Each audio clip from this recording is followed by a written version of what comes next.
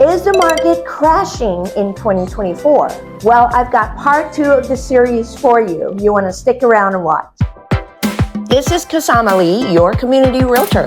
If you find this content valuable, you want to hit subscribe and the bell notification so you don't miss future video. I appreciate your support of this channel by subscribing, commenting, sharing, and liking the video so that we could get this channel out to more people that could benefit and learn about the housing market. Thank you. With recent studies that have been done, which I'm about to share with you, there are going to be screens of graphics that you're going to see with where the market is at graphically compared to the crash that we experienced in 2008. Now, you may or may not have been a homeowner at that time. I know that I was deep in the industry in real estate at the time and went through that roller coaster with many families that we were serving. What I can tell you is it's a very different market that we're experiencing right now. And now I'm going to be providing you data to back up what we are talking about with the current market in 2024 compare to what the market looked like in 2008. So here we go. The average inventory currently happening is much lower, as you can see on the chart, in our current market condition in 2024, as you can see the number in the green,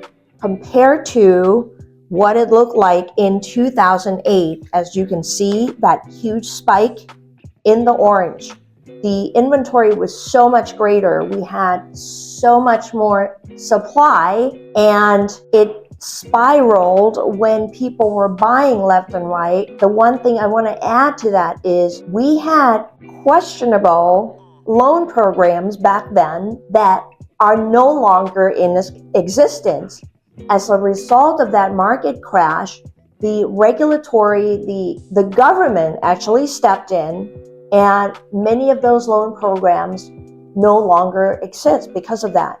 If you recall, we had the negative amortization program, right? So rates that started out really low and they would spike, like adjust within 2 to 3 years, short period of time, where many homeowners were experiencing their mortgage payment doubling within 2 to 3 years when the rate adjusted. Well, we don't have those programs anymore. Those loan programs are no longer allowed. And as a matter of fact, many of those giant mortgage companies that were really servicing, providing, selling those loan programs went out of business as a result of the market crash.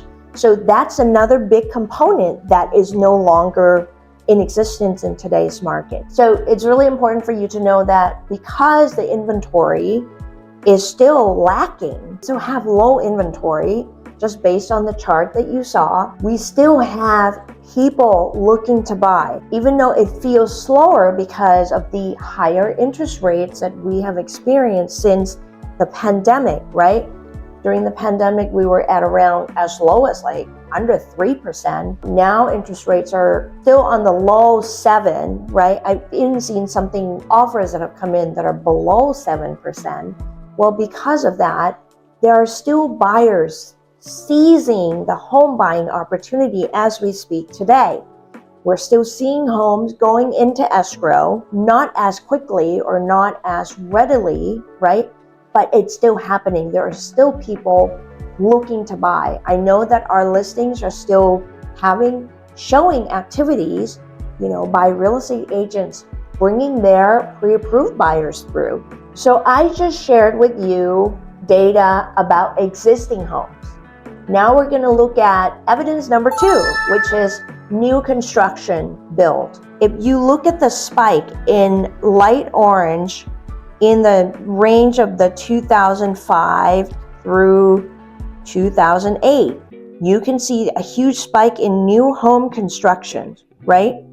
Well, if you look at what's happening right now in 2024, which is the last blue vertical line that you see, you don't see a huge amount of new construction built. It's just been kind of steadily at the same rate that it has been in the last probably 5 years. So what you're seeing is we don't have the buildup of an overabundance of supply that was happening back right before the crash. As a matter of fact, since the pandemic, there had been a slowdown in new construction build because the cost of construction had really accelerated over the past few years, and there was a time when people couldn't really be looking at houses, at new homes. So, and the cost of materials, freight, shipment, all the things were so outrageous that the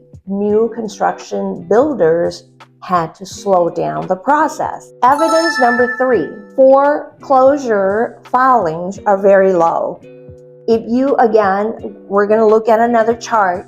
If you look at the chart of the foreclosure filings, you can see a huge spike in starting in 2009. That is a result of the bubble, real estate market bubble that bursted, and there was a spike of people filing for foreclosure. And basically, as I mentioned at the beginning of this video, those loans that should not have been provided to homeowners were the reason that people were walking away from properties, because their mortgage at the time, for example, were $3,000, it doubled to $6,000 a few years later.